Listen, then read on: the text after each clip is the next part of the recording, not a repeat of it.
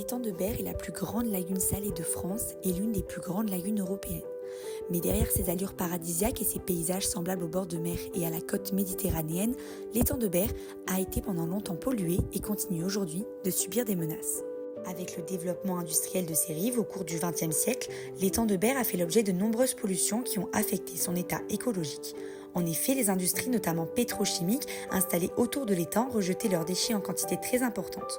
Aujourd'hui, après des années de bataille, des normes françaises et européennes ont régulé ces rejets et il ne reste plus que 2 sites encore en action et bientôt démantelés. Cette pollution historique a aujourd'hui complètement cessé, l'eau est propre au niveau sanitaire et est accessible aux pêcheurs et baigneurs, même si certains sédiments sont encore visibles au fond de l'étang de Berre. Mais aujourd'hui, une pollution invisible le menace d'autant plus. Dans une des communes aux alentours, à Saint-Chamas, une centrale hydroélectrique d'EDF produit depuis 1966 de l'électricité grâce à l'eau du canal de la Durance.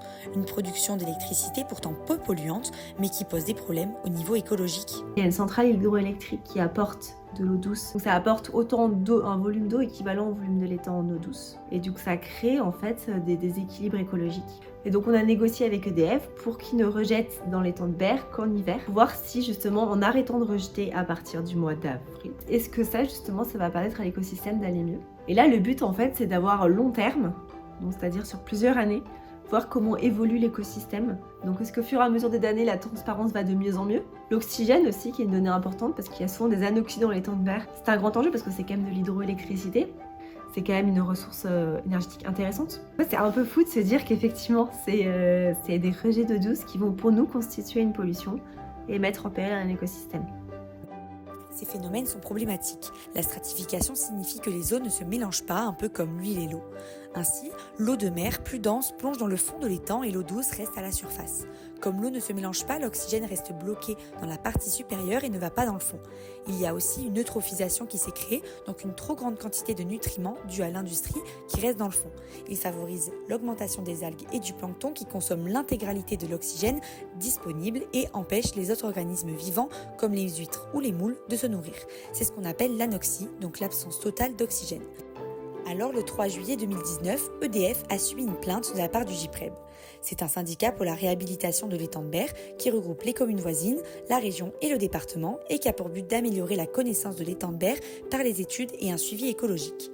La plainte a été soutenue par les 10 villes riveraines de l'étang afin de préserver la faune, la flore et la biodiversité. Grâce à ces démarches, EDF est aujourd'hui obligé de faire changer les choses. 5 mois de test sans aucun déversement et enfin 4 ans de déversement à certaines périodes de l'année. Afin de vérifier les changements que ces mesures vont apporter, le GIPREB continue de faire des prélèvements et des tests dans l'eau de l'étang. Les carottages montrent la présence de métaux lourds comme le mercure ou le plomb. Là, on a effectivement à peu près 50 cm d'archives. Et donc, chaque tranche sera découpée en tranches d'à peu près 2 cm d'épaisseur et qu'on analysera comme une échantillon indépendant. On fera aussi un travail sur les contaminants métalliques. Et donc là, on a 4 carottes, donc une longue et 3 courtes, parce qu'il y a différentes analyses qui vont être faites. Ensuite, les fonds et l'état de l'eau sont analysés.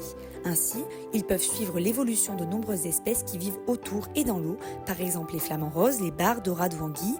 Il y a aussi les plantes comme les austères, qui sont comme des prairies sous-marines et qui ont une certaine importance car elles sont indicatrices de la pollution de l'étang. Quand certaines espèces sont parfois en faible concentration, d'autres prolifèrent et se multiplient en grand nombre. Après, ce que je peux constater ces dernières années, alors surtout l'année dernière, c'est vraiment la prolifération des méduses.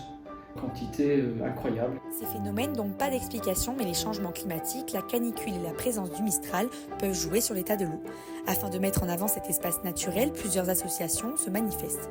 Le RAID de l'étang de Berre, par exemple, organise beaucoup d'événements autour de cet espace. Alors le RAID de l'étang de Berre, c'est une association citoyenne. On crée uniquement de l'événementiel. Aujourd'hui, on est ici à Istres avec le Grand Prix de Rassoin. Les questions de santé publique, on est très sensible parce qu'il y a 2 fois plus de cancers ici. On intervient dans les établissements scolaires pour sensibiliser les jeunes sur les questions environnementales et plus particulièrement sur les enjeux de l'étang de Berre. Aujourd'hui, des questions persistent, comme la santé publique avec des cas de maladies respiratoires et de cancers plus élevés chez les habitants autour de l'étang, ou encore la question de l'ouverture du canal de Rove, qui est un deuxième canal reliant la mer à l'étang et qui permettrait de faciliter le brassage entre les 2 points d'eau. Mais après des années de pollution et de détérioration de l'étang de Berre, sa protection et sa préservation sont maintenant des enjeux centraux.